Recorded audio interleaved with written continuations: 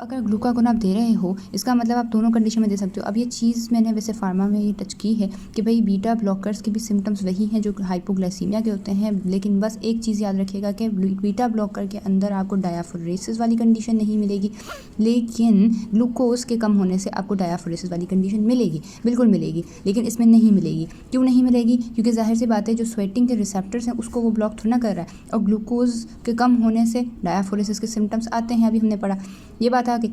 लेकिन अगर हम यहाँ पर ग्लूकागोन की बात कर रहे हैं, खैर से ग्लूकागोन क्या है कि ग्लूकागोन ने क्या करना है, जाकर इतना बस याद रख लें कि भाई इसके कुछ रिसेप्टर्स जो ग्लूकागोन एक्ट करता है वो कुछ इस तरह से करेगा कि ये GS जो प्रोटीन होता है उसको वो स्टिमुलेट करके CAMP को बढ़वाएगा। अब ये दोनों कंडीशन में बढ़वाता है कि GS को स्टिमुलेट करेगा, CAMP बढ़वाएगा।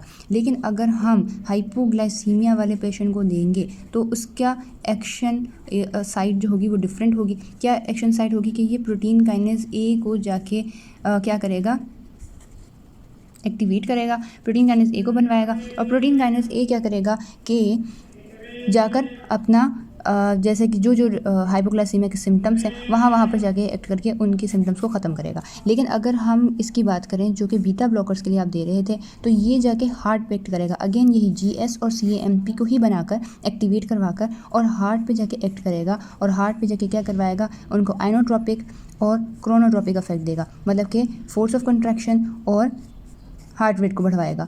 ठीक है ना, इस तरह से होगा। तो आइनोट्रोपिक इफेक्ट, क्रोनोट्रोपिक इफेक्ट दोनों करवाता है बीटा ब्लॉकर के सिम्टम्स को ओवरकम करवाकर। और ग्लूकागोन इसी तरीके से अगर हाइपोग्लाइसीमिया के लिए दे रहे हैं तो प्रोटीन काइनेज A को बनवाकर और उनके सिम्टम्स को ख़त्म करवाएगा। ये बात समझ आ गई?